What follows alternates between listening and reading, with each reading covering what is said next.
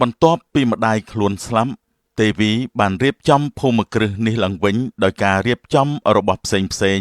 ហើយបន្ទាប់មកនាងក៏បានមកមើលកន្លែងស្រះទឹកដែលម្ដាយបានហាមឃាត់តែស្រះនេះមានអ្វីដែលគួរឲ្យអាត់កបាំងម្លេះបានជាតាំងតែពីតូចមកស្រះនេះត្រូវបានហាមឃាត់មិនឲ្យចូលមកសោះអញ្ចឹងអូយអ្នកនាងទេវីកុំតែចង់ដឹងអី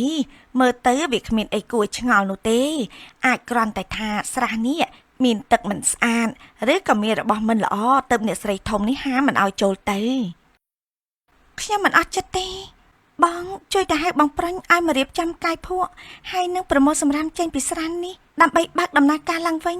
វាមិនមានរឿងអ្វីនោះទេណាតែនេះអូនទីវីគិតថានឹងធ្វើមែនទេហើយប្រញអើយប្រញមកជួយអូនទេវីមកផ្លេតមកឲ្យលឿនឡើងនាយប្រុញក៏បានមកកកាយស្រះនោះកាយភក់និងប្រមូលសម្រាមចេញជាបន្តបន្ទាប់ស្រាប់តែពេលនោះ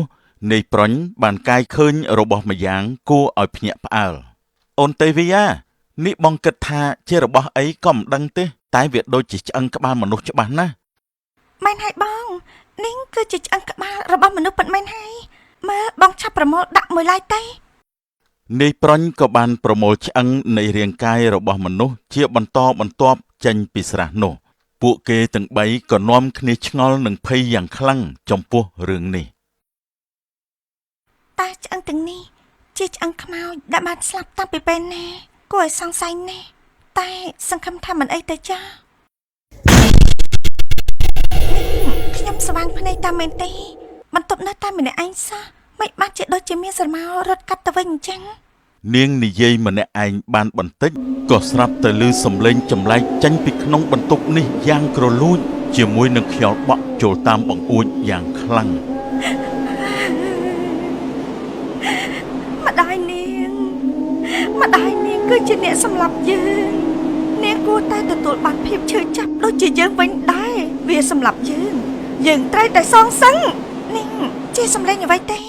បងមកនេះមកលេងសើចជាមួយខ្ញុំតាមមែនទេបងកុំលេងបែបនេះអីណាខ្ញុំអត់ចូលចិត្តបងប្រាញ់ឆាប់មកបន្ទប់ខ្ញុំតិចមកថ្ងៃណាមួយនាងនឹងដឹងរឿងទាំងនេះយ៉ាងច្បាស់ហើយនាងក៏ជាអ្នកសងយើងទាំងអស់នៅទង្វើរបស់ម្ដាយនាងធ្វើចំពោះយើងប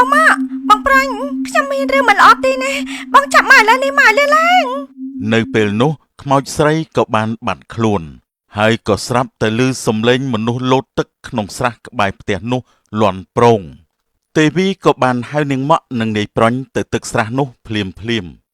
បងប្រាញ់នៅបងម៉ាក់អំបាច់មិញនេះមានឮសំឡេងអ្នកណាគេលោតទឹកទេខ្ញុំឮដូចជាមនុស្សលោតចូលទឹកស្រះនេះច្បាស់ណាស់ប៉ុន្តែពេលមកដល់បែរជាមិនឃើញអញ្ចឹងខ្ញុំចង់ឲ្យបងប្រាញ់ចុះទៅមើលថាតើក្នុងទឹកស្រះនេះមានអ្វីចម្លែកទេ